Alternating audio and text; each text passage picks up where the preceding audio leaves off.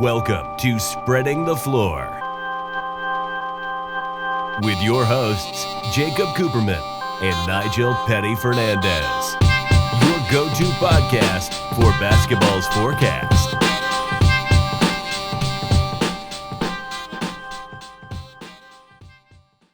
And these guys gotta remember they gotta be more careful. They gotta be more responsible. No, they do. With what they're doing. I mean, you're talking about human beings that are worth millions of dollars. Millions of dollars. We're not talking about missing a couple of days in the office. We're talking about these players that are paid to go out and bring in millions of dollars of revenue for multiple different companies. We're talking about the league, we're talking about TV, we're talking about people's jobs are relying on these players. They need to, be more careful about where are they going. Like, do you really need to be going to a strip club if you are an NBA player during a global pandemic? Is that something that needs to happen? Listen, I'm a guy. I'm all for, I love going out and partying. I love being irresponsible. It's important. You got to remember that do what you want on your own time, but you are not only affecting your own life. You're going out there. No, this is their job. Right. Yeah. You are rubbing up against other players who have to go home and talk and be with their families. Right. Yeah. Look at Karl Anthony Towns, what happened to him, rest in peace. His mother passed away from the stuff. So you got to think, if you're an NBA player, what am I doing to prevent something like this from affecting my team? And also, you got to remember, you're getting paid millions. Like you said it, Nigel, and the way you framed it actually makes me realize how weird it sounds when you say it like that. Like, these guys are human beings that are worth so many millions of dollars. Giannis is worth 208 mil? 208 mil? Over the next couple of years. Yeah. Think about that. Like, it's going to be more even with just his contract, with his sneaker deals and stuff like that. But you're getting paid hundreds of millions of dollars at the most, and let's say $500K for like a bench player or something to play a child's game. For other people's entertainment, sure, but for a child's game, you'd at least think that certain people would have the respect to maybe, show up and play a child's game for your job. Like, you get to play basketball. If I was nice at basketball and I got to play that and get paid for it, sick.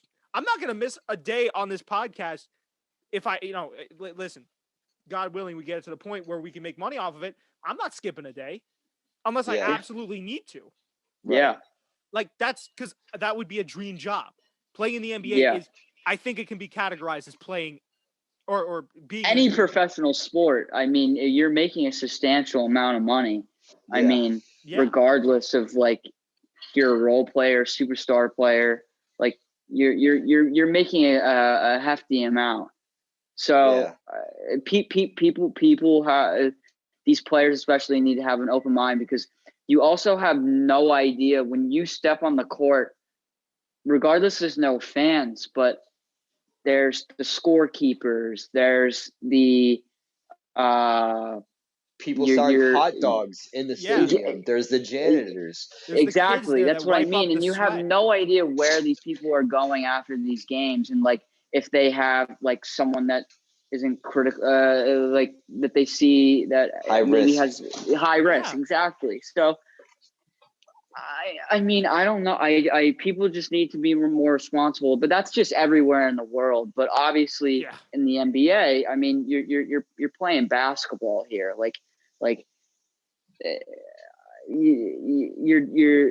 Is it really hard to go, like, back to your house and exactly what you said, not go out maskless and party and stuff? Like, can you take a break from that from what, December till July? Like, right. Things are going to start getting better with vaccines and such.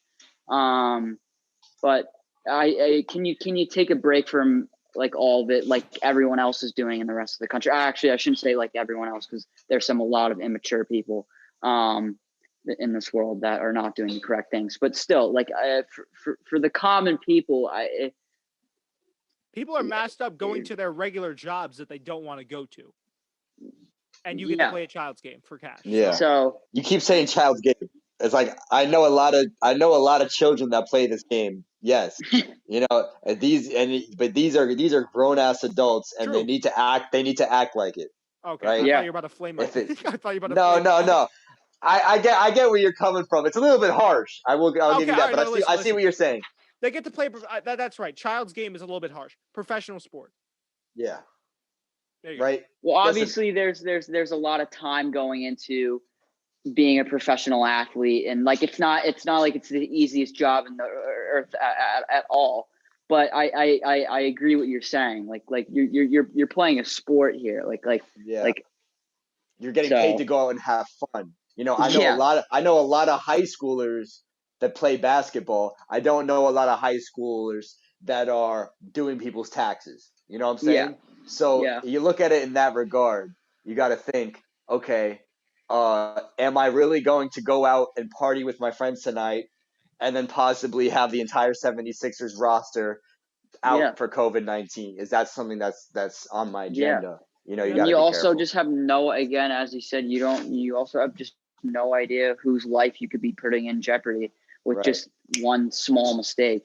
Not a mistake, just one small, just decision. silly decision. The Right. 8-year-old security guard with weak knees guarding the door, like he's there too.